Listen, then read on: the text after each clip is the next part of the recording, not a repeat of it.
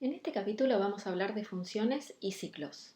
En general vamos a usar las funciones que ya existen en R, tal como te vengo contando, pero muchas veces no existe la función que hace exactamente lo que queremos, y entonces vamos a crear nuestras propias funciones. Para R, una función es una variable. La forma de crear una función es con la siguiente instrucción. Lo primero que hacemos es poner el nombre de la función, el nombre que nosotros queremos darle. Luego le asignamos la función function. Entre paréntesis tenemos que definir cuáles van a ser los argumentos de nuestra función, el argumento 1, el argumento 2, hasta el argumento que queramos poner. Luego de decir que nombre va a ser una nueva función, tenemos que usar las llaves. Y entre llaves escribir lo que queremos que haga la función. Eso es la expresión de la función, todo lo que querés que haga esa función. Luego se ejecuta de la misma forma que ejecutamos todas las funciones que venimos usando. Ponemos el nombre y entre paréntesis cuánto valen los argumentos. ¿Vemos un ejemplo en R? Quiero crear una función que si le doy como argumento el mazo de cartas me las mezcle. Ya vimos cuál sería la expresión de la función en el video anterior, la cuenta que queremos hacer para mezclar. Usábamos la función sample, ¿te acordás? Ahora debemos darle la estructura correcta. Vamos a crear la función para mezclar. Como es para mezclar, la voy a llamar mezclar. La llamo como tengo ganas. En mi caso elegí esto. Mezclar va a ser una función del vector b. También lo llamé b porque tenía ganas. Entre llaves dijimos que teníamos que escribir la expresión de la función. Voy a decir que a b2 le asigne el sample de b tomados de A, la cantidad de elementos que tiene B, y que esas extracciones sean sin reposición, que era exactamente lo que habíamos hecho para mezclar un vector. En B2 estoy guardando mi vector B mezclado. Voy a usar return para decirle a R qué es lo que quiero que me devuelva la función. Porque lo que hace en la función adentro de las llaves no lo guarda en ningún lado. Yo le tengo que avisar con return qué es lo que quiero. De todo lo que hice dentro de las llaves, a veces quiero que me muestre solo una cosa. Acá solo hice una cosa. Le digo qué es lo que quiero que devuelva la función. Bueno, veamos si funciona. Vamos a armar nuestro mazo de cartas, tal como lo hicimos la clase pasada. Mi mazo de cartas serán todos los números del 1 al 40 y voy a usar mi función mezclar.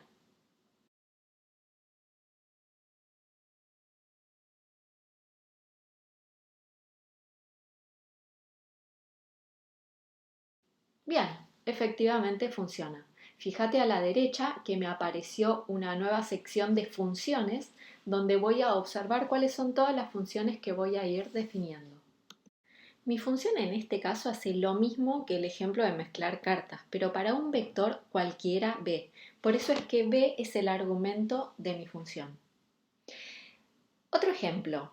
Ahora voy a querer una función que sume todos los números del 1 hasta el n, siendo n el argumento que le voy a dar a la función.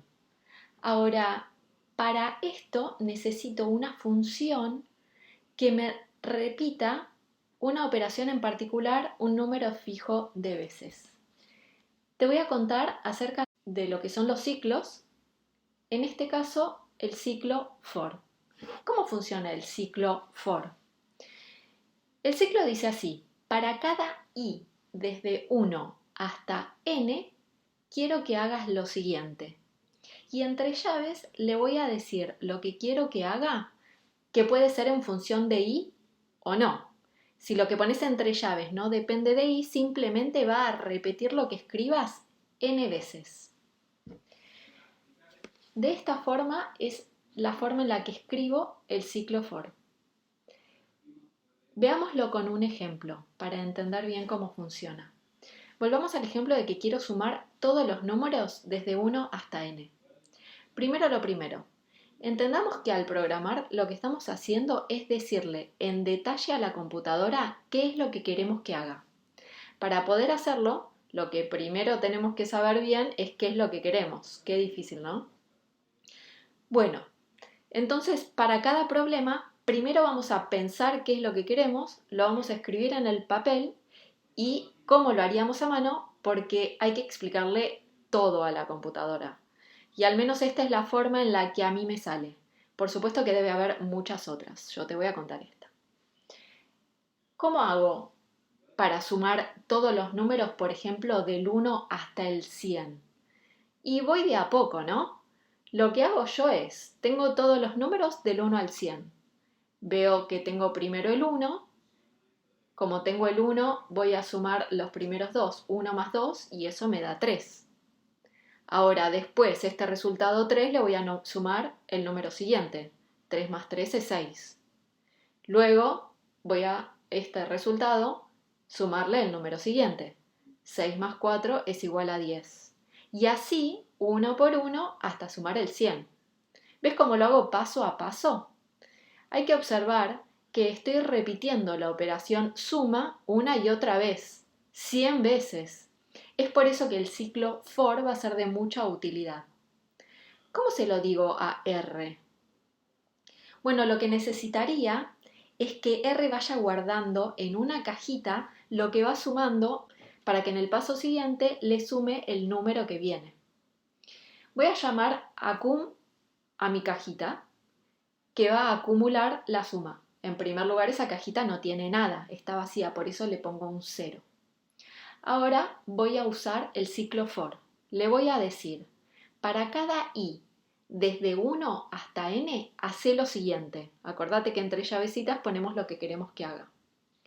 A esa cajita que se llamaba acum, lo reemplazás por acum más i. O sea, es la misma idea de lo que hice en el papel, porque iba a ir cambiando su valor desde 1 hasta n. Entonces en la cajita voy a guardar lo que tenía la cajita más el nuevo número que aparece en mi secuencia desde 1 hasta 100. A ver si funciona como yo quería. El ciclo arranca en 1. La cajita acum no tenía nada. Entonces, ahora en el paso siguiente, cuando entra el for, comienza con el valor de i igual a 1. Por lo tanto, acum va a ser 0, que es lo que tenía, más el 1, y eso me da 1. De vuelta vuelve al for, ahora i vale 2. Acum ahora va a ser 1, que es lo que tenía, más el 2, eso me da 3. Vuelve a hacer el ciclo, y ahora vale 3.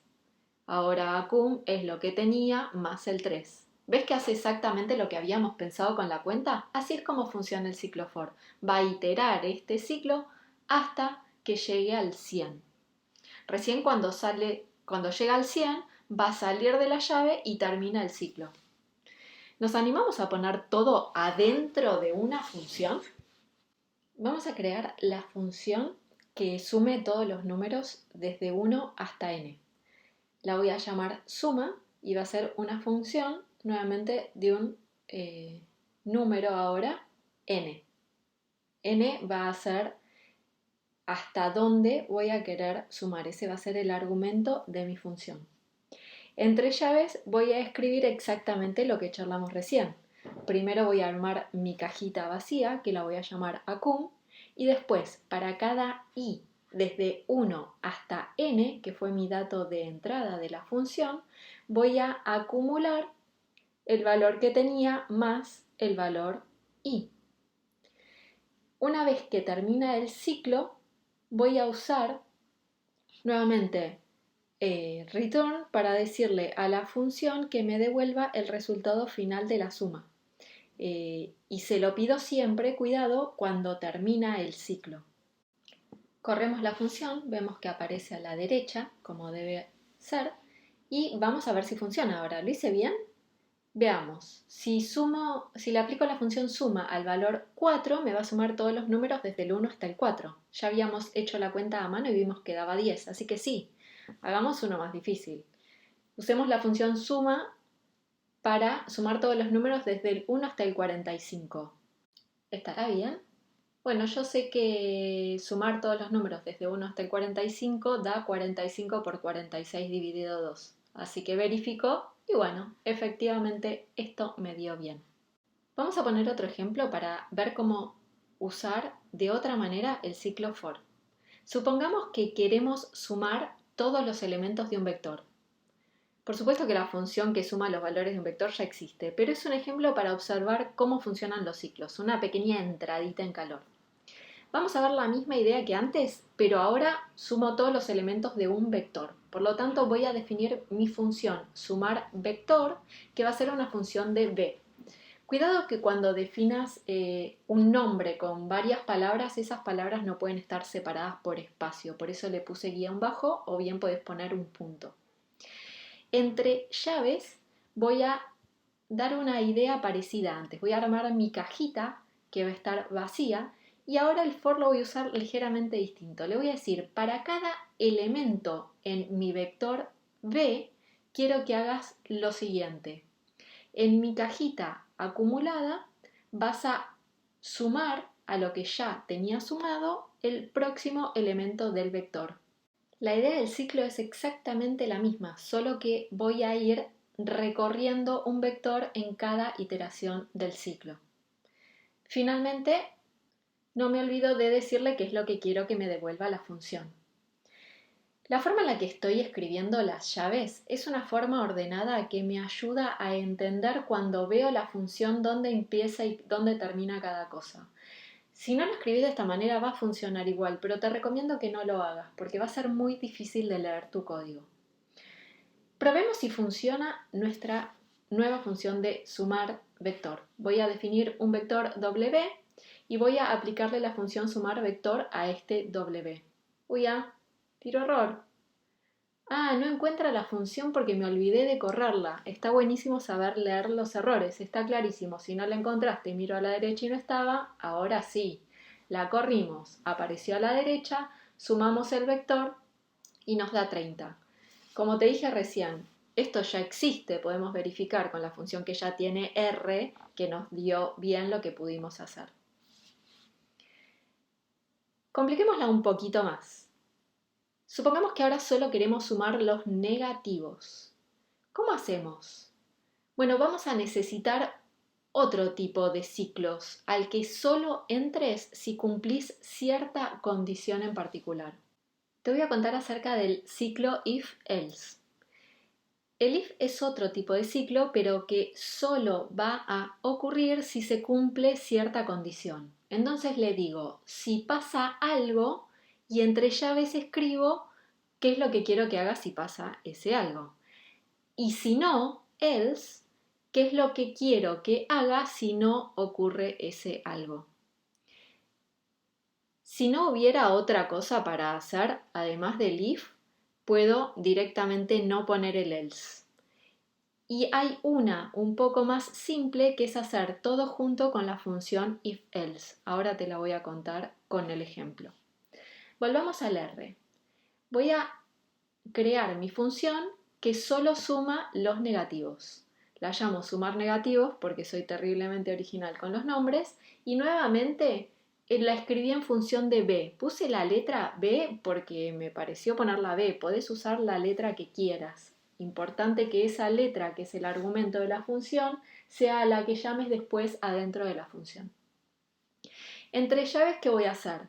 De vuelta la misma idea de sumar. Voy a crear mi cajita para ir acumulando la suma. Voy a crear mi ciclo for. ¿Está bien? ¿Para qué? Para que vaya recorriendo todos los elementos de mi vector B, pero ahora cuidadito. ¿Quiero que acumule todo? No, solo quiero que lo acumule si el elemento del vector es negativo. Entonces le digo, empieza el ciclo for, pero si el elemento es negativo, recién ahí quiero que acumules en mi cajita el valor de ese elemento. ¿Y si no es negativo? Bueno, si no es negativo no quiero que haga nada en realidad. Entonces el else en este caso lo voy a evitar. Una vez que terminen los dos ciclos, o sea, al final de todo, recién ahí le voy a decir a la función que me devuelva el valor acumulado al final. Veamos si funciona. con nuestro vector W, que era fácil, los únicos números negativos que tenía era menos 7 y menos 20. Corramos la función para que no nos pase lo mismo que antes, vemos que aparece a la derecha y corriendo o aplicando nuestra función sumar negativos en W, vemos que efectivamente nos da 27 negativo. Te voy a contar rapidito para cerrar este capítulo cómo funciona la función if-else. Supongamos que tengo un vector con la altura de unas cuantas personas y quiero categorizar en bajo si la persona mide menos que 1,60 y en alto en caso contrario. Entonces, una vez dado el vector de alturas, voy a definir mi nuevo vector de categorías donde voy a decirle que si la altura es menor a 1,60, diga que es bajo y si no es alto. Entonces uso la función if-else, entre paréntesis, lo primero que escribo es la condición.